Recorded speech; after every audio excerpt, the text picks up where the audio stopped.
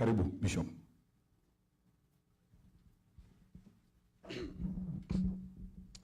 Your Excellency, Reverend Dorcas, we want to take this opportunity and welcome you here in Massachusetts and Boston.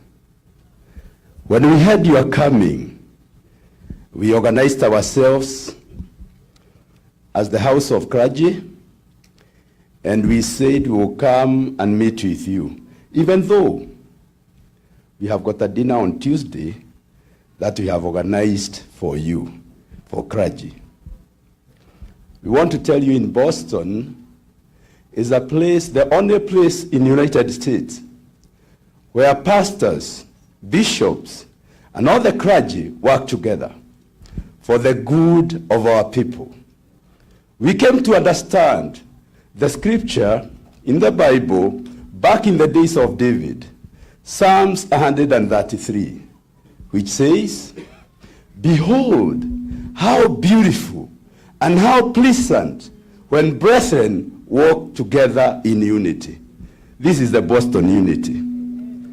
These men and women who are seated here, they don't belong to one denomination. These are Kenyans. And we have come together in the spirit of Kenya, because a Kenyan reader or Kenyan readers are here. 22 years ago, when we came to this country, there was no such organization. Men and women sat down because of the many challenges that we are going through. We said we will put aside the divisions of religion, and we are going to work as Kenyans, because before we chose religion, we were born in Kenya. As little babies, we grew in that nation called Kenya. And we decided, as Catholic with His Excellency, there are concerns that we have for our nation. And these men you are seeing here are very, very concerned with the way things are going. And the voice of clergy, who cannot be compromised, is very important at a time like this. And we will talk with you, we will listen to you as clergy, and these men that you are seeing here and women have got questions for you, because we want to build a strong Kenya together. These are the men and women who support the economy of Kenya in a very big way. In fact, right now, because the manufacturing and the farming for many years has not done very well, the diaspora people have supported that economy in a big way. We said we cannot be ignored. People sit down and organize for how those people can be helped. So when you see these men and women who are here, they do more than pulpit. They are the leaders of our community.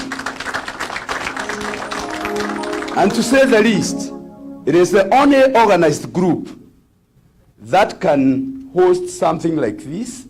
And when challenges come, because there are serious challenges, when we are in a foreign land like this, these are the people who answer to those calls.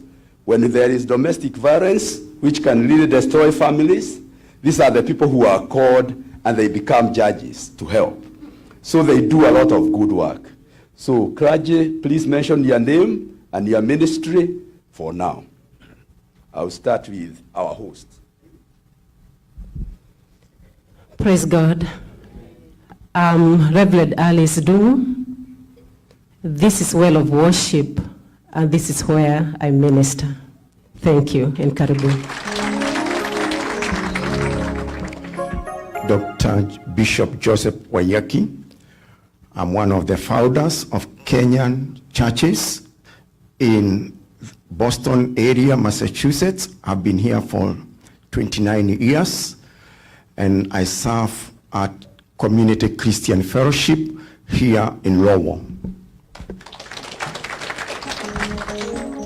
Kwa jina langu ni Bishop Gershon, na nimekuja hapa juzi kwa sababu ya nimekuja kutembelea Bishop Karaja, na kwa hivyo tuko katika kanisa la PEFA.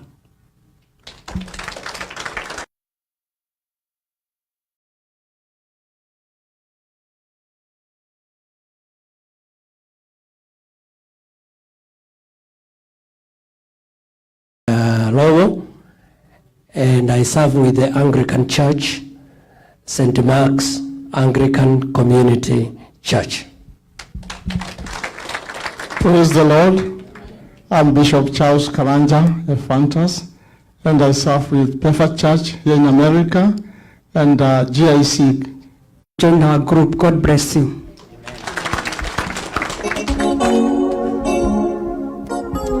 Your Excellency, that's part of our clergy. We are more than this. We are about 100 in number. And we work together. But because in this nation some people have to work, and people work different professions, that's why this afternoon there are some that are working and we don't have them with us here. My name's Bishop Washira. I minister with Christ is the Answer Church. Thank you. Mr. Food. Thank you very much, Bishop Washira. A round of applause, please, for our clergy. Your Excellency, the time has come for speaker sessions. I'm going to start with Mr. Ikanyi. With Ikanyi, you talk about community address. Welcome. Mr. Ikanyi has been here for a long time, Your Excellency. We have known him for a long time. Let's clap for Mr. Ikanyi, please. Thank you. Habari zenu. Murega. Okay, I want us to relax and stop wearing the faces of so seriousness. Okay, relax, we are home, so that our guest will also relax and feel welcome at a place. We are not mourning. Are we mourning? No, we are not mourning. We are just putting our heads together and see what we can do to bring change that will benefit ourselves and people in Kenya, isn't it? So relax, okay? I may not be able to crack jokes to cheer you up, but relax, okay? Don't get so serious.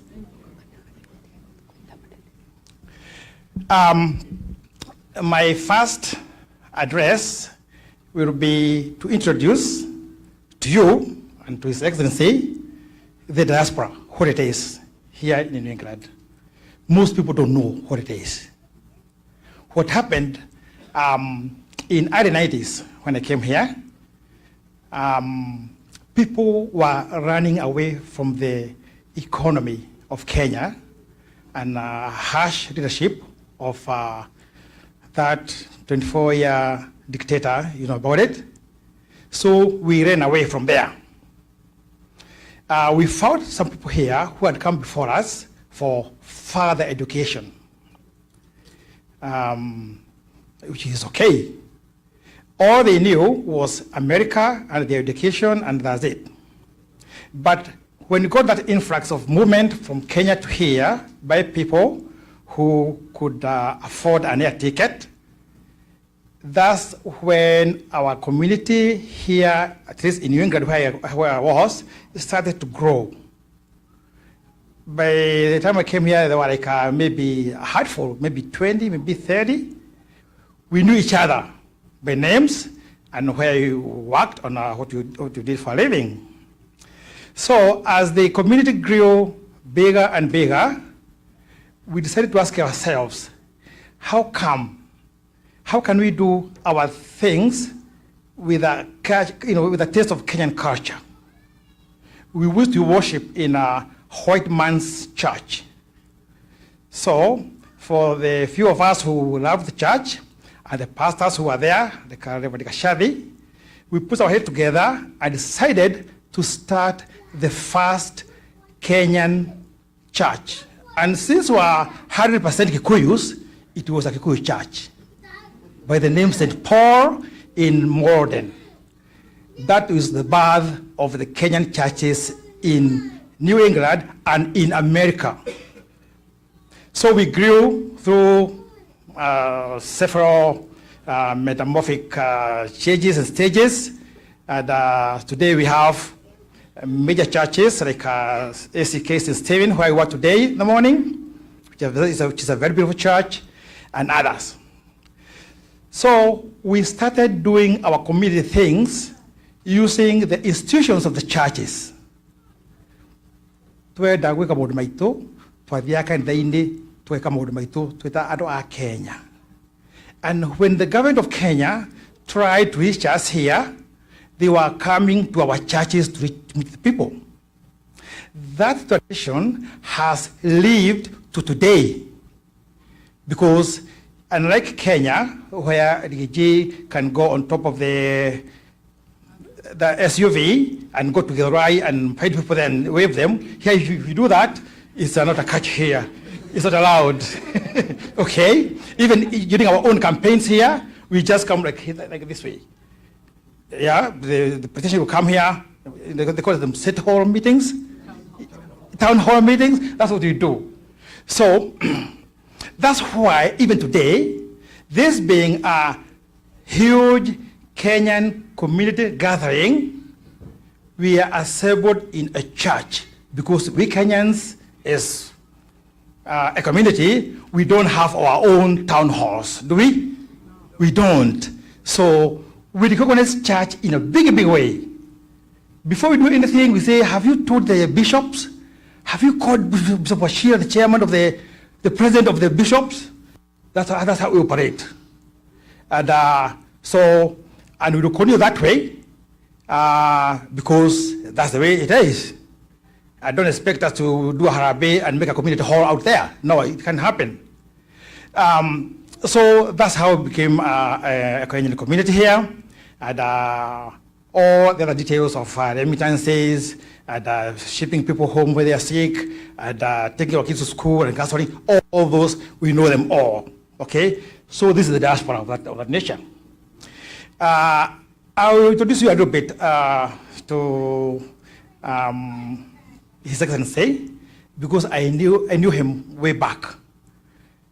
We went together to the Nyayo Youth military training in Gilgil before joining university, and all that time we have been together. So about him, because some of us came to know him when he became the deputy president, and actually others knew him when there was this chaos of impeachment. I want to give a little background of him. I won't talk much about Dorcas, although I knew her too. Yeah, but let me dwell on DKG. DKG leadership did not start with UDA. It started those days when we were in the university. There were these groups of university students. They were like a county university students. By then we were called district university students. We had ours from Kiambu, there was one from Nyeri, and the others from Nakuru, all over the place. The Nyeri University Students Association was dormant. They were doing nothing. So he rose up and said, guys, you are doing nothing. We have to move on. So he came there, took over. They were like, why is he taking leadership from Nyeri? What? Before we knew what we were saying, the Nyeri Association was so established that they even found an appointment with the president of Kenya to go and present their case there.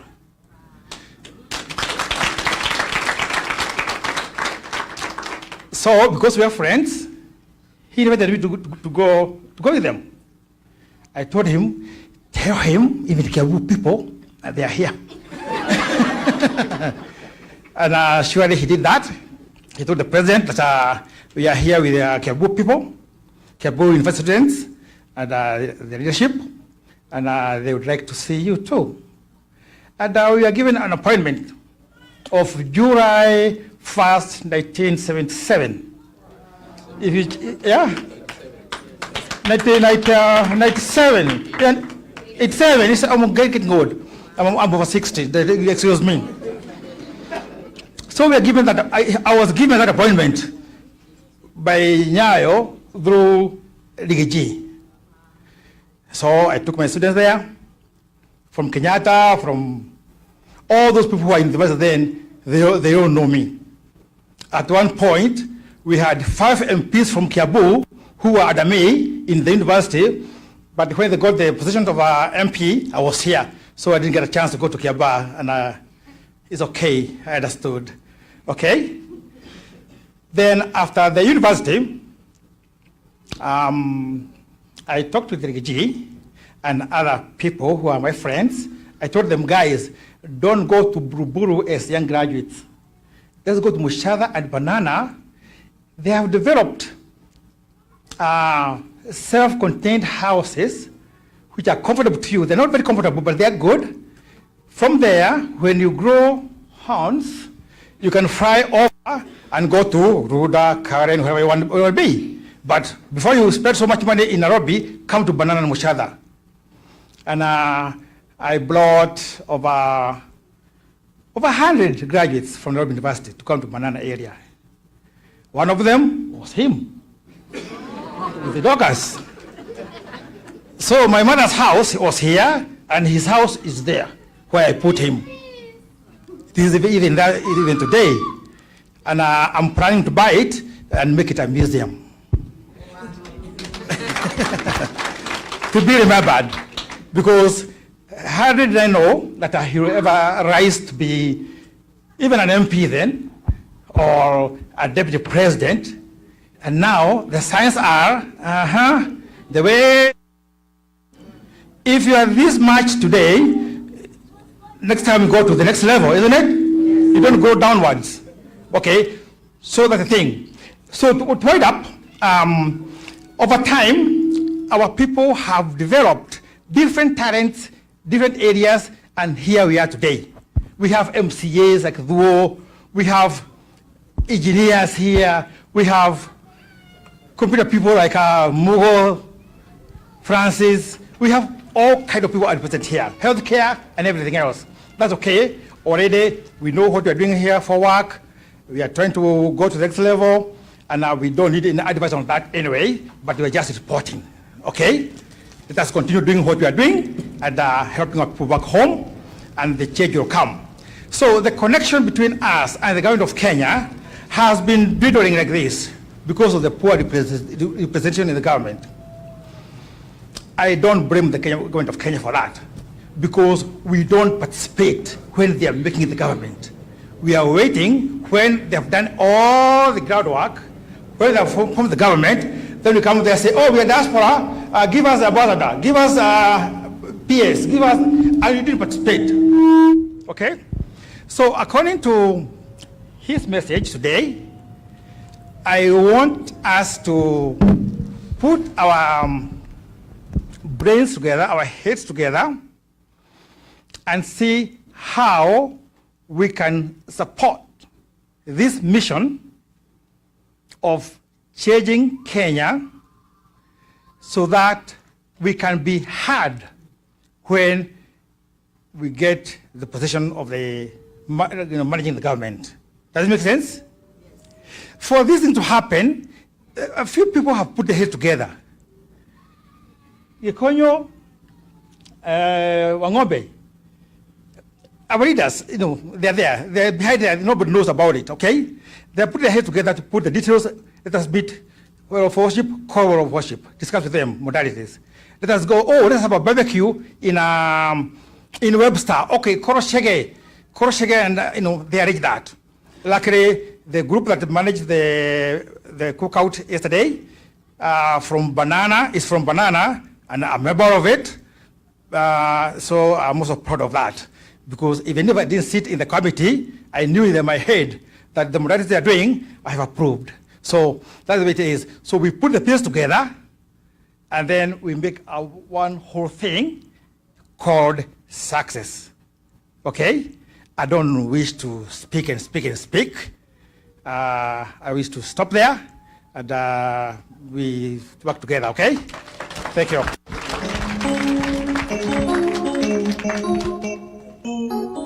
Thank you very much, Mr. Ikanyi. Let's clap for him again. I know it was a long story. Your Excellency, sir. Watu wamekuja kwa sababu wanakupenda, wanataka kusikia. The time has come. Can you all rise up, please? Welcome His Excellency, the second Deputy President of the Republic of Kenya, for an address. Karibu sana.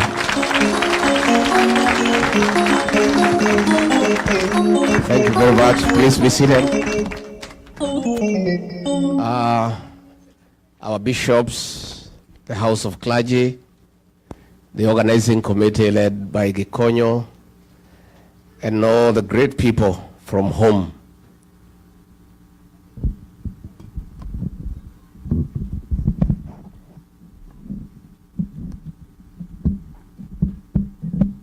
God is good. And all the time.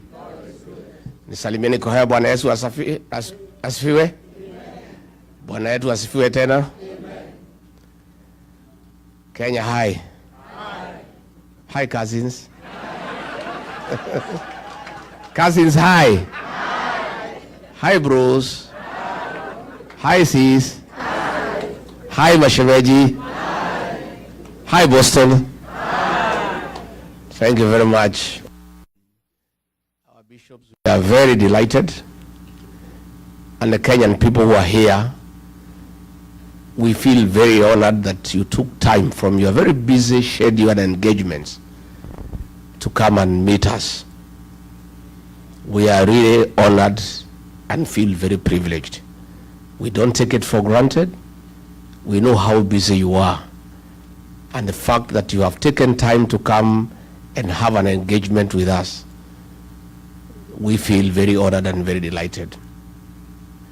Since I arrived in the States last week, I started in Seattle, now I'm here.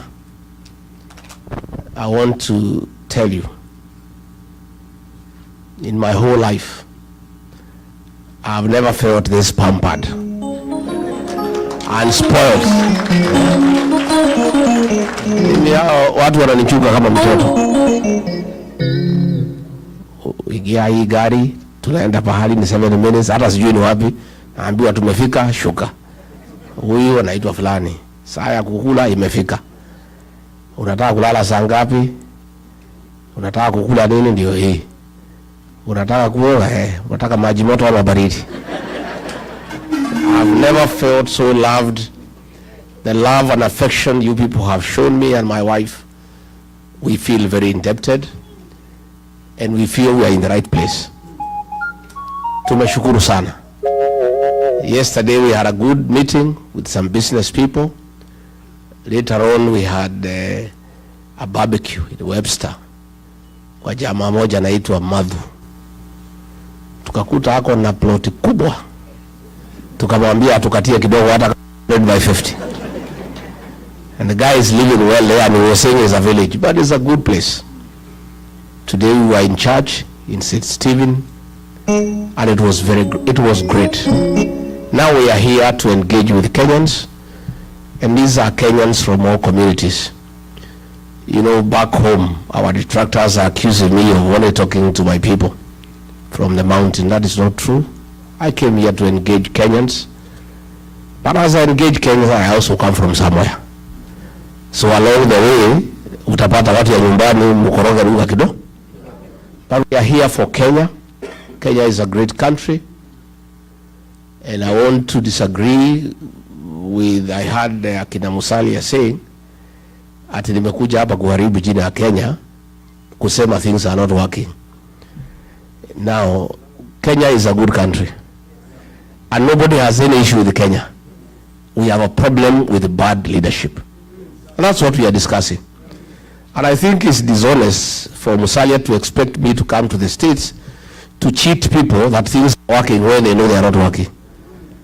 I don't need to tell you Sha is not working. You already know. See, you are the ones who is taking care of your parents back home. You know it's not working. Is it working? I don't need to come here and cheat you that the cost of living is manageable. I cannot. I will be a very dishonest person. Because you already know that the shopping you used to do for your parents worth 10,000 before Ruto became president. Today, you need to spend 30,000 to do the same shopping. True or false? So I want to tell leaders back home, me, I'm a truthful man in Kenya and abroad. And I don't think, I think it's unfair for people back home to expect me to change my character simply because I'm in the United States. I've been truthful in Kenya, I will remain truthful in the US, and when I go back, I will even be more truthful because you'll have told me a lot of things. Ni mzuri tuheshimiane na tuheshimu wa Kenya. I think it is lack of respect for the Kenyan people to tell any Kenyan today that things are working. Last week when we were here, fuel prices shot for diesel by 8 shillings and petrol 9 shillings. And it has a ripple effect. The matatu people will have to increase their fare. Those with the factories will have to increase the cost of consumer products. So we cannot come here and pretend so that we look nice, that we love our country, we are so patriotic, we come here and lie to the people. Oh, nyumbani mambo iko mzuri, kila kitu iko sawa sawa.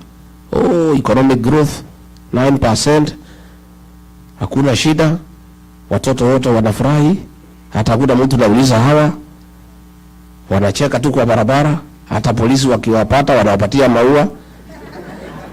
You want us to come and tell this kind of lies? And with this technological revolution, you people know what is going on at home. Even though some people work on our village, isn't it? You know what is going on. So I'm here to have an honest conversation with our Kenyan people, because Kenya is our country, it's our motherland, it's a country that we all love. And much as you are here to look for opportunities, you have a lot of interest back home. Your parents are there, your relatives are there, that's where you are born. And if things go the way you would want, that is where you would like to retire, isn't it? So you are very serious stakeholders in the welfare of our country.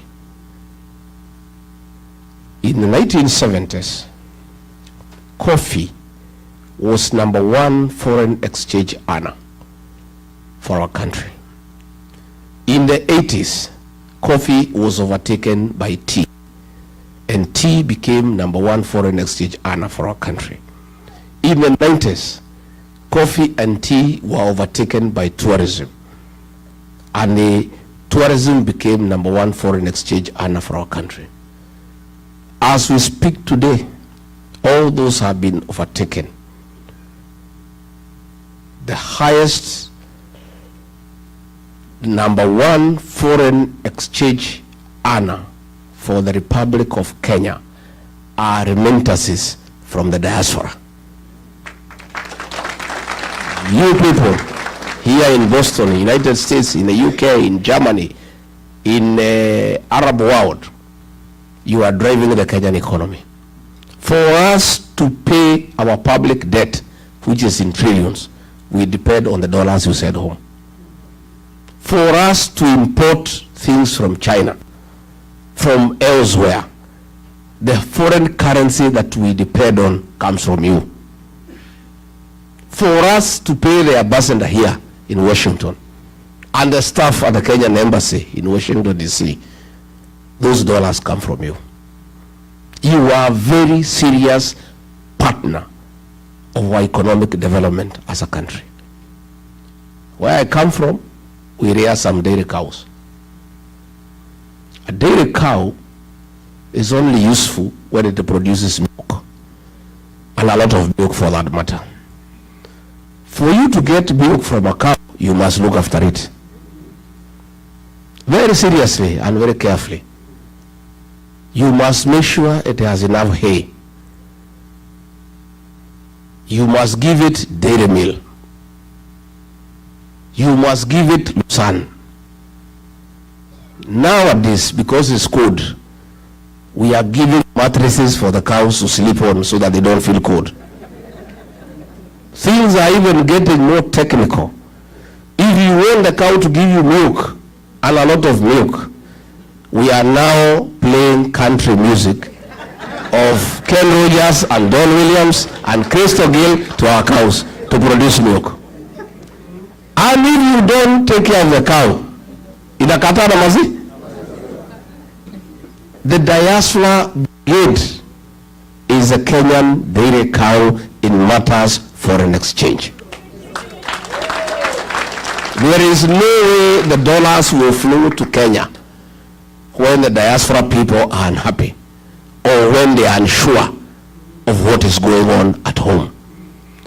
They will even be more reluctant to send any money home if the president orders police to shoot and kill young children. They are not. Because they have children at home. They will not send money back home if that money is being given to Soprano to go bribing people in meetings. These diaspora people want to see construction of roads. They want to see provision of clean water. They want good health for their parents. They want to hear that hospitals have medicine. They want to hear schools, children are being taught and their books. They also want to know what is the safety of their investment back home. These people here are reluctant to send money home after the money has been taxed here in America for it to be taxed again in Kenya. And that is the conversation we want to have with you. Why do I want to have this conversation? Because I'm sure 100% there is going to be a regime change in Kenya. We are going to have a new government, and we want to start preparing our partners in the new administration. Yeah? There is no need for us to wait when we are sent to home, then I start coming to ask you how we can work together. Since we are sure ataenda nyumbani. Eh? Kwani hapa ni one time? Hapa ni one time? What do you mean?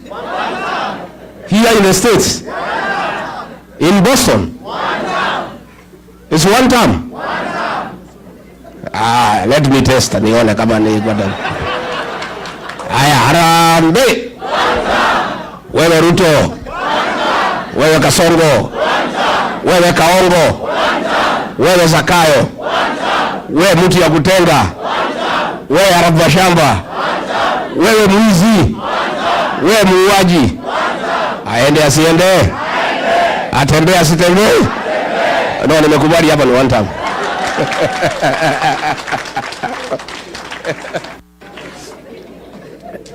I want us to have a conversation.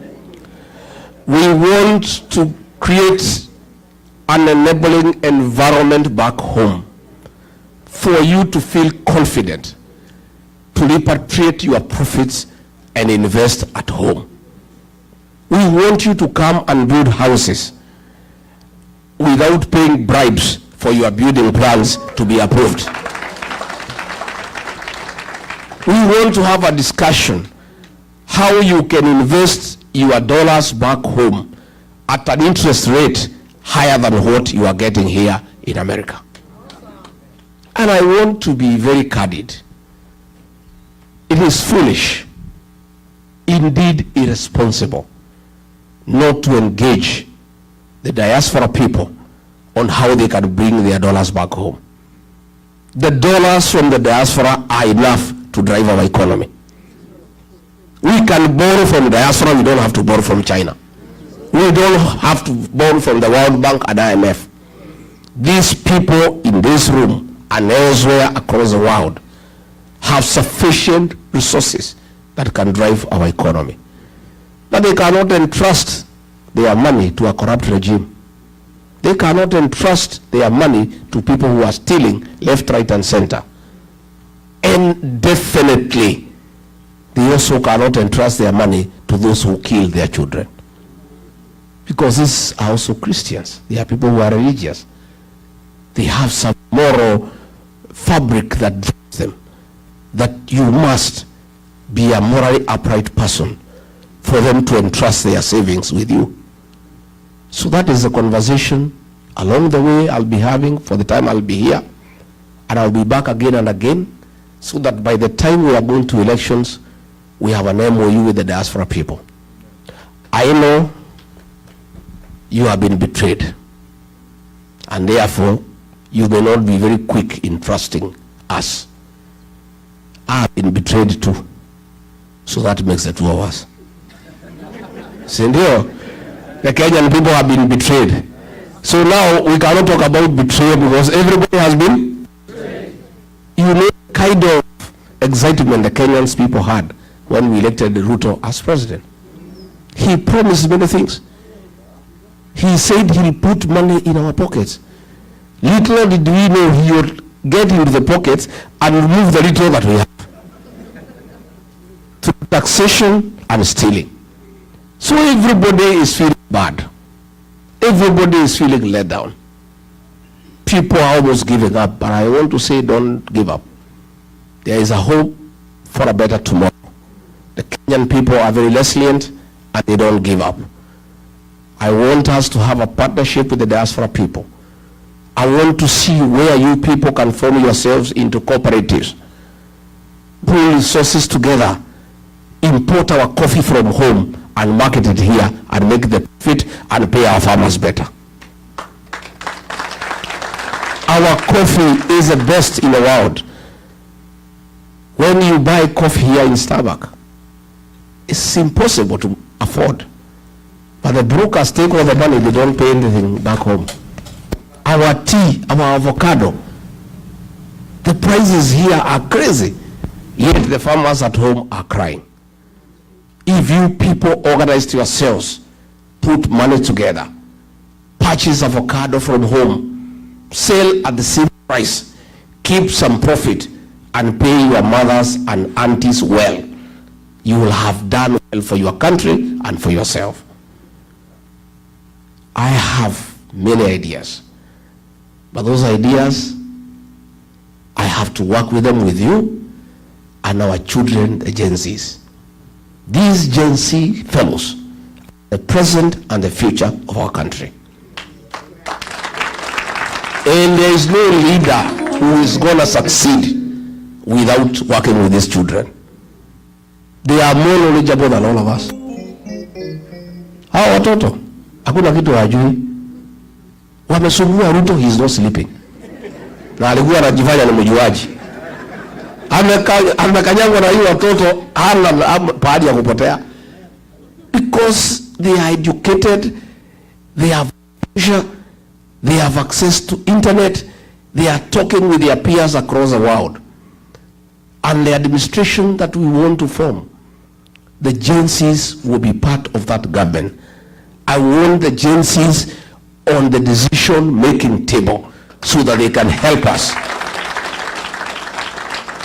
to manage our country. Our party, the DCP, the National Executive Council of about 36 people, 13 of them are Gen Zs, young people. And they are the ones who are driving the party. And I am a beneficiary of their knowledge and advice. I listen to those young people. Sometimes I open my mouth, I'm left gaping with the knowledge and the ideas that they have. And these are the people that we want to partner with. And I want to say very clearly, if God is gracious and gives me the opportunity through the people of Kenya to be president, I'll have a mix of experience and youthfulness in government. Where we pick a cabinet secretary who is experienced, the principal secretary is a 24, 25-year-old girl or boy. They work together. So that the elderly experienced can guide the young people and slow them down. And then the young can bring energy and vibrance and fresh ideas. A mixture of the two will liberate our country and make it a world-class economy. That is my wish. That is my dream. It is doable, and already those young people, by listening to them, we are getting to places. And that is why we cannot allow William Ruto to kill them, because we need them. We cannot allow him. So saa ingine mkiona mimi nakuwa mkali kwake, mnielewe. Sina ubaya, ni hiyo watoto. You know, as Deputy President, when he made a decision that those young children should be killed, I said no. And when he ordered for them to be shot, I called a press conference in Mombasa when I was in office, and I told him off. Do you remember? Yes. And that's where my problems with him started. And he said he cannot work with me because I am disobedient and have admonished him in public. And I said, I would rather lose my job than be part and parcel of a government that kills young children. And let me tell you, today we don't have the job, but I have peace of mind. I sleep well. Hata jana nilichelewa na mkutano kwenda huko Webster. But William Ruto and Soprano, because of the blood of the young people that they carry, they don't sleep. They are in anguish. They are crying every day. They are all over crying because they carry the blood of our children. And I told William Ruto, these children you are killing, you will never have peace. And your children will have no peace either. These are people's children. They are only crying, they're asking for justice. They're asking for transparency. They're asking for good governance. They're asking for accountability. What crime have these young boys and girls committed? As we speak back home, there is 2-3 barriers every day for the last 1 week. The June 25th protest and the Sabasaba, they have given a figure of 41 is a lie. More than 100 children were killed. And about 400-500 are in hospital with gunshot wounds. And I saw it coming. That killing, I saw it coming. And that's why I disagreed with William Ruto. And I told him, you can push me out of government, it's okay. I cannot be part of a killer government because I'm a Christian. I'm also a human being. I'm also a parent. I have agencies in my house. What worrisome is that he is no longer pretending. It was being done through the police, through the National Intelligence Service, anajificha mbali. Him and his boys are no longer pretending. There are 3 instructions that have been given. The first one by Kipchumba Murkomen, his homeboy, kijana yake ya nyumbani, shoot to kill. That is there. It has already been implemented. It is going on. The second one from Ruto himself, shoot in the leg. That is the second one. The third one from Nelson Koech, his tribesman, don't shoot in the head, in the leg, shoot in the head. So those 3 instructions from William Ruto and his own boys are in force. That is the danger we are in as a country, where a president elected by the people can give instructions in public that children be killed, where his minister can give instructions and he's not apologetic about it. That is the situation we are in.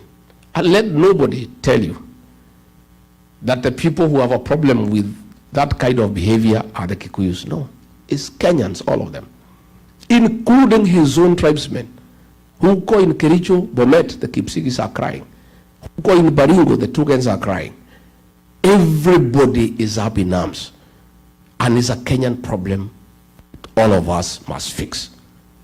So before I can ask you to bring your investment home, please let us work together and first fix the governance.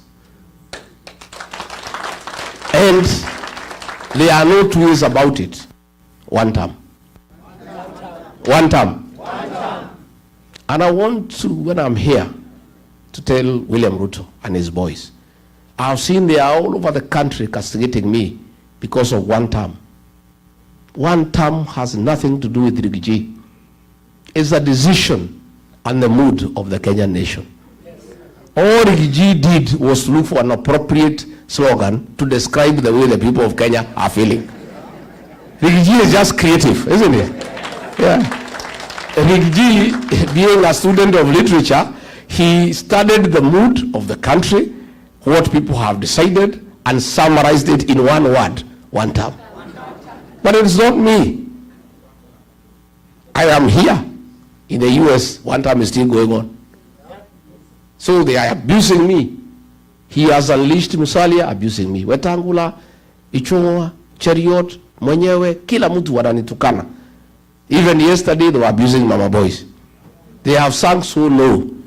Now they're even fighting women, fighting children. When you fight a government, fights children and women. See, you only bure serikali. And Ruto was saying that Kenya is not a failed state. But if you have a government fighting children and women, so that is a failed state. So I want them to know this one term has nothing to do with Rigathi. It's a decision made by the people of Kenya. And I'm happy. I have found that the Kenyans in the US are of the same opinion. Yes. Because you guys talk to people at home every day. And you guys are even feeling the effects of governance much more than people at home. Because you people support families. You have a lot of transactions at home.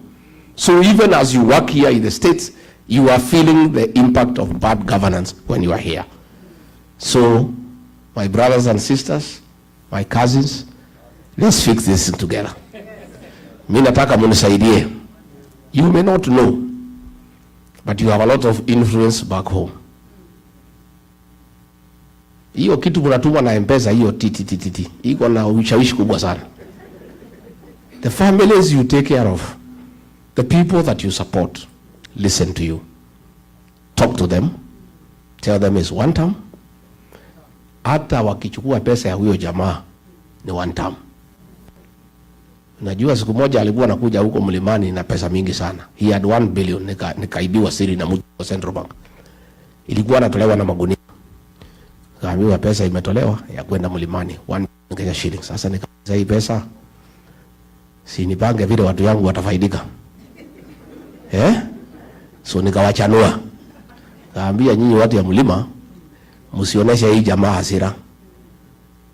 Lakini kwenda mkutano yake lazima alipe. Attending a meeting, it is 2,000 and you must be given before you go for the meeting. If you are in the meeting na anataka upige makofi, uongezwe 1,000. Na kama anataka ucheke umuoneshe meno, aongeze 1,000. So kila mtu 1,000 ngapi? Watu walikula pesa huko, lakini kaambia hii pesa mjue iko na damu ya Gen Z. Please don't take it home. Usichanganye na ile yako ama kupeleka mtoto shule hata anguka mtihani. Hii pesa mkule hapo kwa plot hapo. Na kama uko na deni ya Shailo kuli, watu walikula nyama, wakafanya shopping nini, akanyolewa 1 billion. Akifika Nairobi, akasikia mama ni one time. He has never come back there. Jana nimeona Masaini, Wamasai wamechanuka. Wamasai wamejaa hapo karibu na Kiserian, Soprano walikuwa wameenda hapo na pesa na gunia. Wanapiga makofi, wanacheka, wanaimba. Wakapewa kila mtu 2,200 wakanyamaza. Alipoingia ndege kuamuka kufika juu, one time. Another group of bodaboda walikuwa wameenda pahali zaitwa Bisil. Wamelipwa kila mtu 3,000. Wakapewa wakalipwa. Alipoingia kwa ndege, wakija kwa bodaboda, wamebebana watatu. Wanasimamisha gari, wamwambia wewe mwenye gari one time. Wewe mwenye gari one time. That is what is going on in Kenya. So I want you to tell people back home, hiyo pesa ya Kasongo ikija mkule. Lakini ni one? Mutawaambia? Yes. Number 2, na nyinyi mupige kura. Those who are able to come home, you vote there. Those who can vote here, you vote here. Again, your congressmen and your senators, you tell them about what is happening in Kenya. Ndio watusaidie kwa Congress and Senate. And because they know your votes here, they can listen to you. You must tell them about the human right violation in Kenya and what is happening back home, so that the American government can understand whom they are dealing with. So mine is to tell you that you are serious partners of our new administration. And I want to assure you, we cannot get it wrong. Ruto is trying to divide the opposition. Ndio apitie katikati. Na yeye ni mkali na ni mjanja. Na ako na pesa, na watu wengi wanapenda pesa. Many people, very few people can be able to withstand corruption through money. So within our team anajaribu, lakini tumekaa imara. Tumekubaliana, mimi niko hapo. Kalonzo ako hapo. Matiang'i ako hapo. Eugene Wamalwa ako hapa. My sister mother ako hapo. Natembea ako hapo. Hata huyo mtata ako. Na yule mtu yote anataka kuwa rais. Tumesema kila mtu aende atafute kura zake. Kila mtu asanye zake. Pale mwisho, next year, hapo after Christmas, tuketi. Tuweke kura kwa meza, tupige hesabu, tuulizane nani atapeperusha bendera as one candidate only against William Ruto. I am a front runner and I think I have the best chances to be president. But I want to give you a commitment. If the formula does not favor me to send Ruto home, I'll sacrifice my ambition and support whoever the formula favors. Because if he is treating Kenyans this way, when he still needs their votes, you can imagine what will happen if he gets a second term.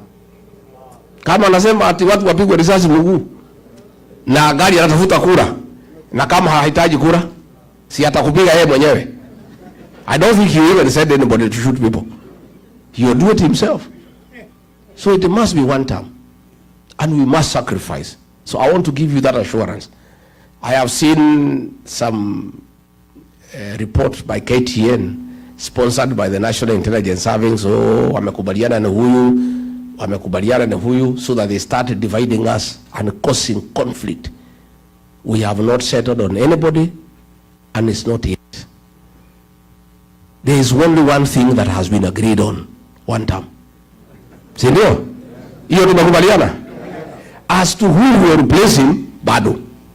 But Wakenya wanasema hata wengi hawataki kujua. Some women at home wanaambia si hata kujua ni nani. Bora huyu atoke. So what has been agreed on, and now the newspapers can write, KTN, you can do a video, nani ni one term. Hiyo muendelee. That I want to confirm. That has been agreed on.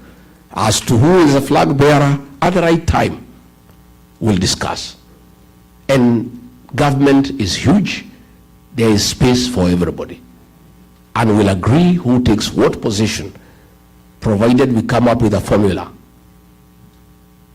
to create good governance and get rid of corruption, get rid of killing, get rid of abductions. That we must do. Tumekubaliana watu wetu? Finally, because nimeona akiwa pale kanisani ameongea, wacha nimjibu. Nimjibu si mjibu? William Ruto, I have seen when you were in Machakos, you have said that the opposition have no policy, have no sera, and you need to know how they will improve on your policies and your programs. Mr. President, it is not possible to improve most of your programs. Your biggest program is lying. We obviously cannot improve on it. We want to bring a new government to put an end to lying. Mr. President, your legacy is abduction. How can we improve on abduction? We shall bring an end to abductions. Mr. President, your other big legacy is killing young children. How can you challenge us to improve on killing young children? We shall stop it and never allow it. William Ruto, you have done so well in corruption. How can you challenge us to improve on corruption? We can't, of course. We must bring an end to corruption in our country. William Ruto, you have done so well in destruction of institutions of oversight. You have captured parliament. You have captured all institutions of oversight. How can you ask us to improve on destroying institutions? We will restore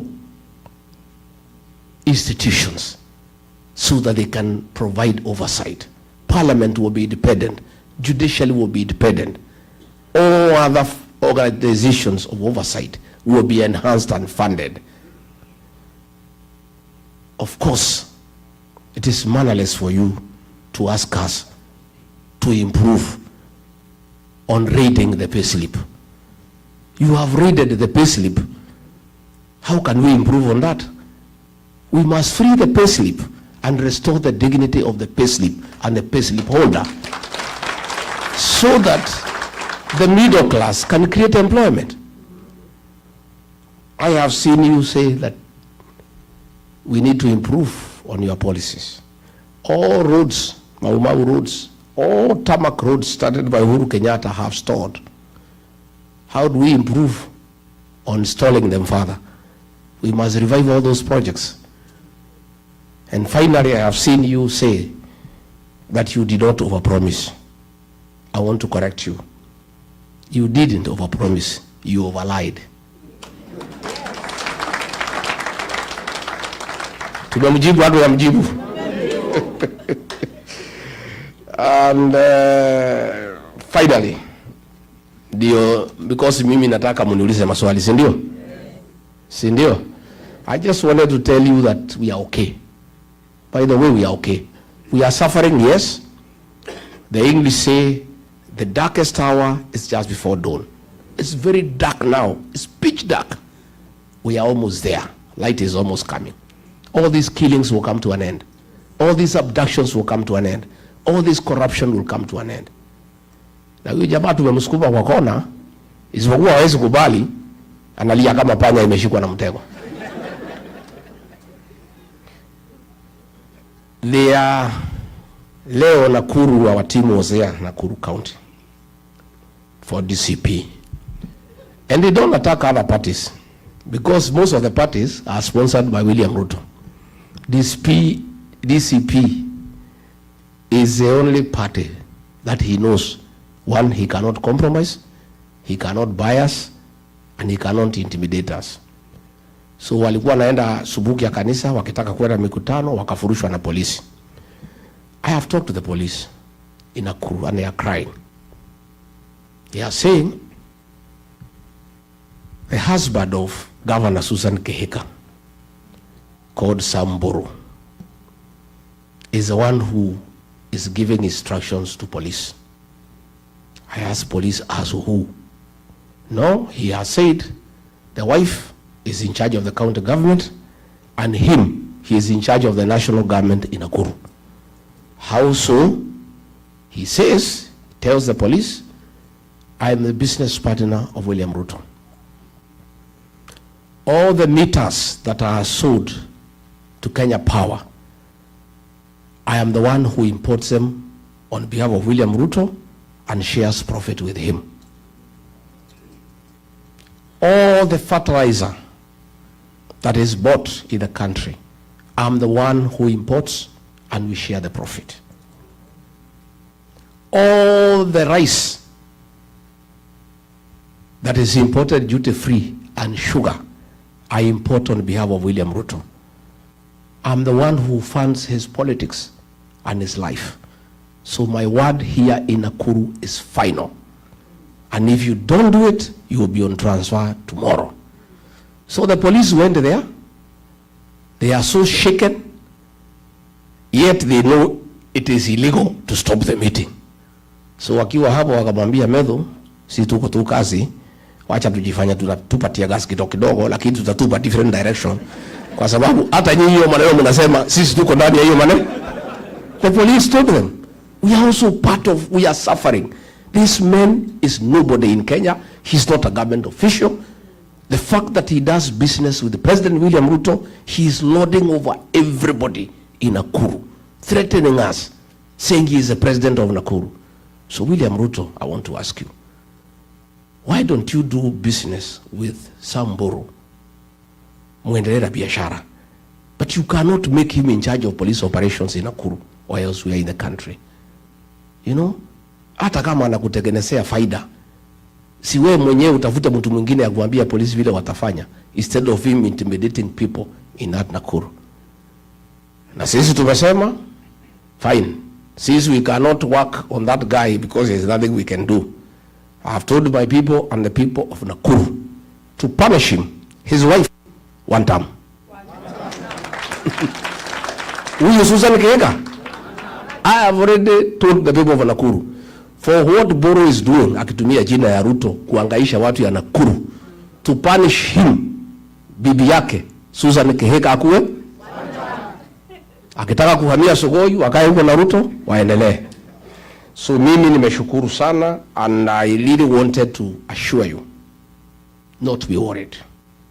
We have got a good plan, and they have tried to isolate the people of the mountain and coin 41 verses 1, lakini Kenya wamekataa.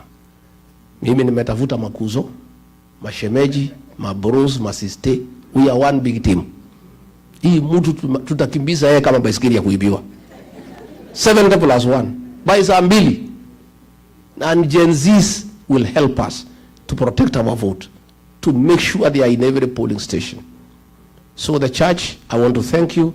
Ikanyi huyu alikuwa ametutafutia nyumba hapo Kivutu, amesema vizuri sana that your activities are around the churches.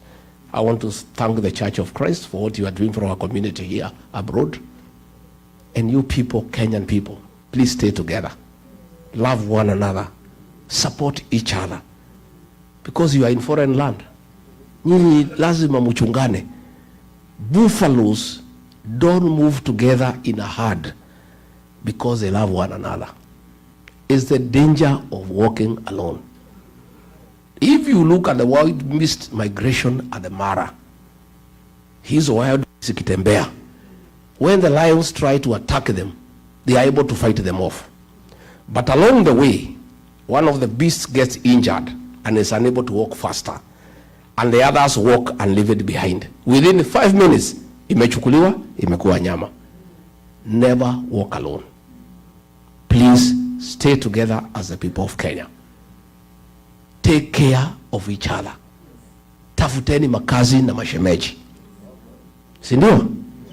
Na kazi ni anybody anataka William Ruto akuwe wandamu. That is the definition of cousin. Makuzo mko? Hai kuzo? Hai kuzo? Please, we are communities. And I've told you, even the Clergy, they are crying as much as everybody else is crying. Because the cost of fuel, there is no one that is cheaper for the Clergy. It's the same cost. Kila jamii inalalamika because of bad governance. So we need to work on our country together. But with the leadership of Gikonyo, mukubaliane yale maneno mnataka tufanye na nyinyi diaspora.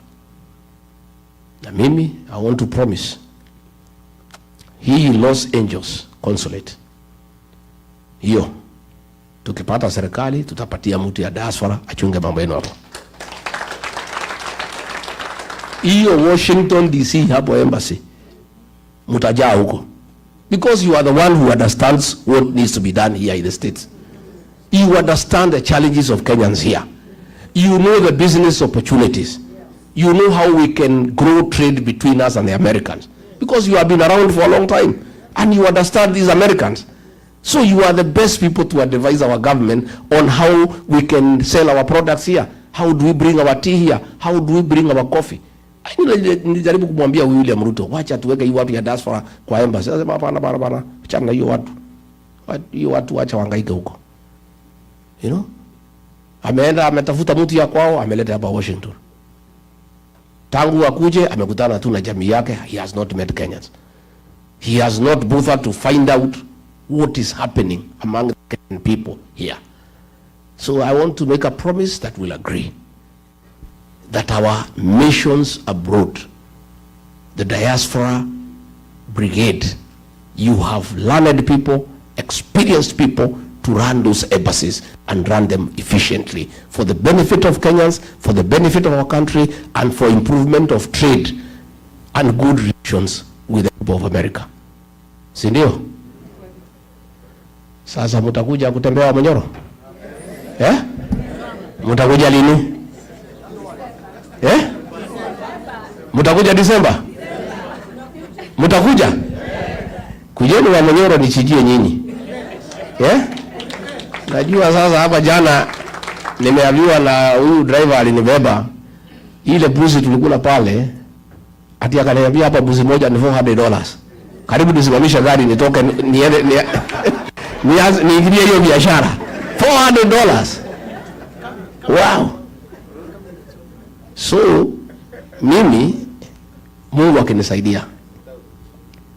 akinisaidia tupata hii serikali tuendeshe kidogo, halafu tustaafu. Mnitafutie shamba hapa. Niweke mbuzi nikuwe nikiuza $400. Because I think and you know, I've met many people here and you people look happy. Yeah? You look happy. You know, why do we work hard? What is the ultimate goal of working hard? Is it not happiness? It's the ultimate. Everybody wants to be happy. And that is what we desire. But people are only happy when they are also comfortable. You are able to afford health care, you can drive a good car, you can take your child to a good school, you can afford a holiday once in a while. Najua nikiangalia hawa mama hapa, I remember at home, my dream huko nyumbani. Today tulikuwa kanisa ACK, I was telling the Reverend, we want our women, wale wa Mothers Union, wale wa CWA, wale wa Women's Guild, ile kitambaa wafanya ile siku tu iko sherehe ya kanisa. These are the days. Kwa sababu wako na pesa, waende wawe kwa ile kinyungu izungushwe, nywele ikae sawa sawa.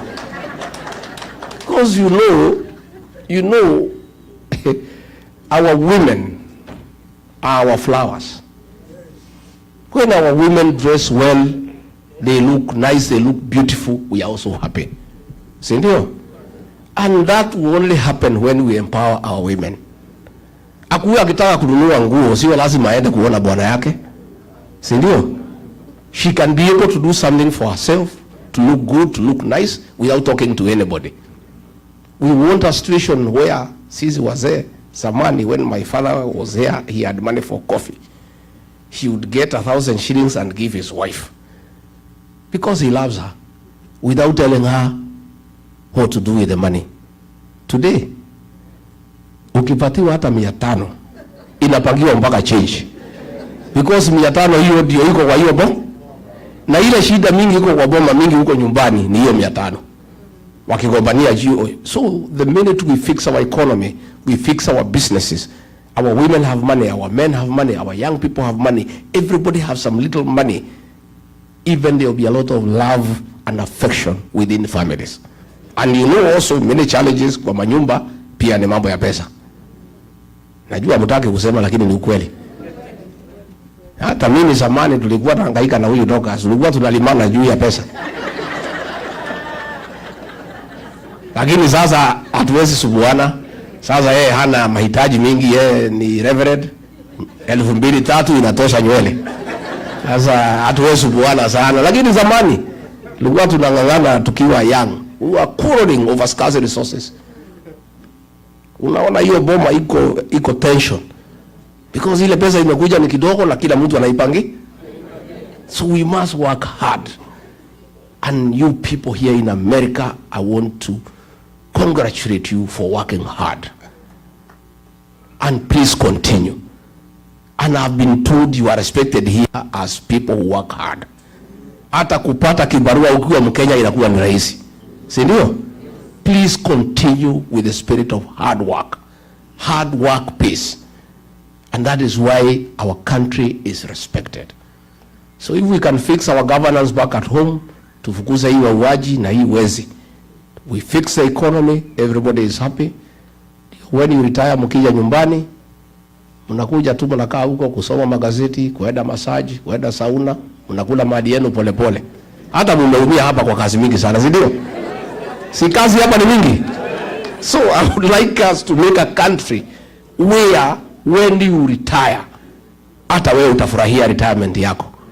You know, that is the kind of country that we want to create. And in that we'll work together. Mimi nimeshukuru sana. Kama nimebo nyinyi poleni. Na mimi sasa niko hapa wiki kadhaa, alafu nirudi kule. Watu tayari wananiuliza, sababu hii jamaa lazima. Hiyo mtu si rahisi. Lazima iko kibarua, si ndio? Iko kibarua. Anajua mimi ndio namuelewa kuliko anybody else.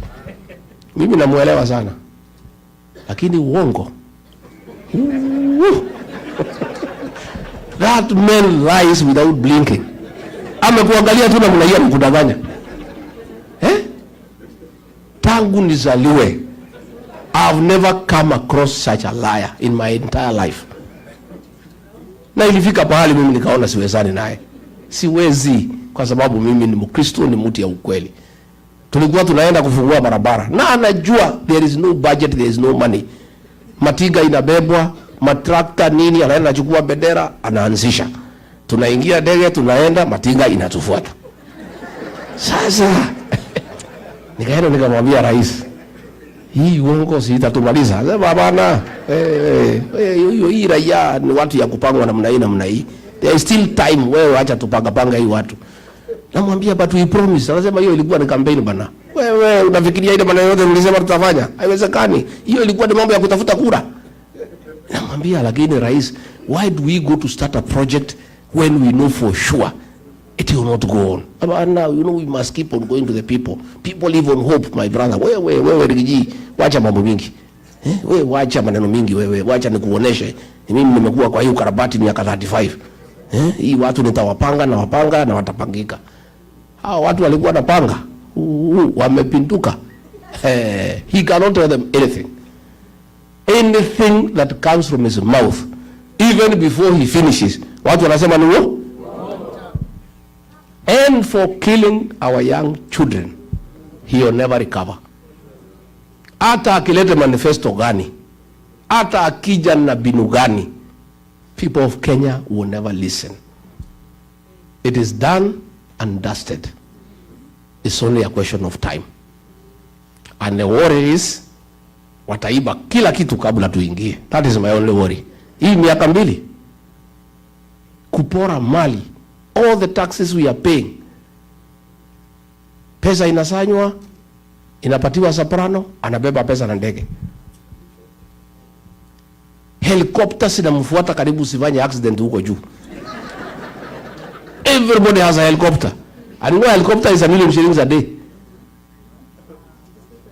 Sasa mpaka ng'ombe simeanza kufuata miscarriage kwa sababu ya kelele ya helicopter. Hata kuku hazitaki mayai. Oi mandege napiga kelele everywhere mpaka the animals are confused. You know? So tumekubaliana watu wetu. Mnataka nirudi tena? And we have really enjoyed. We are walking in the morning. The place is beautiful. We are having a time of our life. Wachungaji mmesema tukuje dinner. Iko ugali? Whatever mtatengeneza tutakula. Bora usipatie snails ama ama frogs or snakes, but all these other things tutatangana naye. If it looks kama ni kitu ya nyumbani na karibiana, tutakula. We'll come so that we meet our church leaders. We respect you, we honor you, and we really appreciate the great job you do to keep our people spiritually taken care of. Because in these difficult times, our people need spiritual nourishment from time to time. We really value our church leaders for the work you do when we are bereaved, when people are going through struggle. We also know, the way you said, you are also like judges. You solve domestic issues without asking for payment. Hata mkitaka kulipisha hakuna shida, sababu hii shida ya nyumbani inakuwaga mingi. Sasa kwangu ikitokea sijui itafanya nini, kwa sababu wangu tayari ni reverend.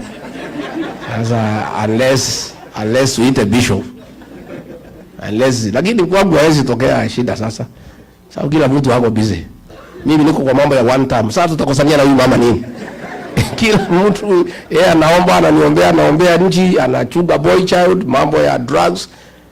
And I can tell you, as deputy president with my wife, we had done work on alcoholism and dealt with it conclusively. Our young men had gone back home and started having families. The minute we left office, the illicit brews are back, our boys are back in the trenches. It's so sad, because it's something that we had done successfully and we had saved an entire generation. But I'm not worried, because there is a God of a second chance. We'll even do it much more with a good program, with a good budget, to make sure that we deal with drug addiction and alcoholism. And I've been told you have a similar challenge here. Quite big, isn't it? So that is something, Reverend Dorcas, you have to start thinking through. As we come to government, how do we work with our embassies, with our diaspora organizations, to help the people out of our country on issues to do with addiction, drug addiction, and alcohol abuse. It's something we cannot run away from. You know, people like running away and assuming it's not happening. And I think that's what I and Dorcas did. We owned it and we said we have a national problem.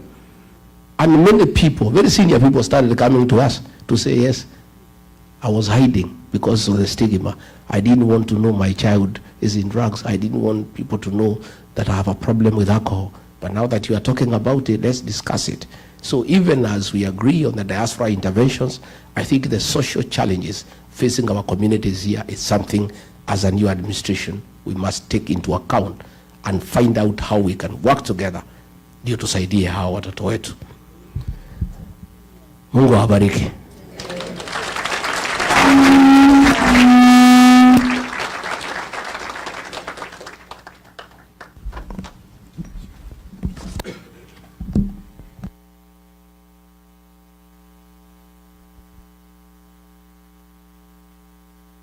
Asante sana Your Excellency, kwa hiyo umetuongelesha vizuri. Wakati huu tutaenda ile inaitwa Q&A session. Question and answer session. I'm going to ask Amos to help me out. Tafadhalini, one question per person. And by the way, not everybody can ask a question, because even since the essence of time, we are cutting the program. So, how many questions per person? And how many people? How many? 3 people. 3 people. 3 questions at a time. 3 questions at a time. Amos will help us out. Thank you. God is good. God is good. Whew. We've been sitting there. We've been listening. It's been sinking in, right? Let's all stand up for a second. We want to make sure we have a wonderful Q&A. I know we want to hear more. We want to hear more, right? How many appreciate all that we heard today? Come on, let's put our hands together. Yeah. Come on, I see someone who is not clapping. What's going on, right? Well, let's appreciate His Excellency one more time. And yesterday, as we ate that nyama, we understand there's one language that is so good and so clear and so right. And what's the language?